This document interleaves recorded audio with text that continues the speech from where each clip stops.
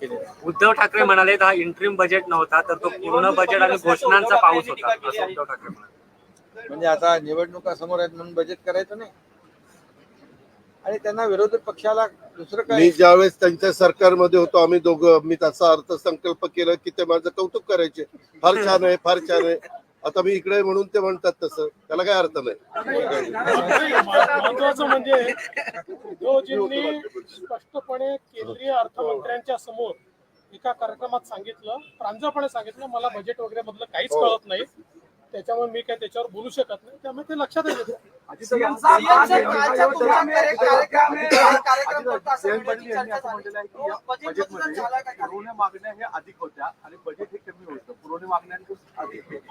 मी तुम्हाला माझं अर्थसंकल्पाचा शेवट करत असताना काय सांगितलं, विरोधकांच्याकडनं दुसरी अपेक्षा काय करणार ते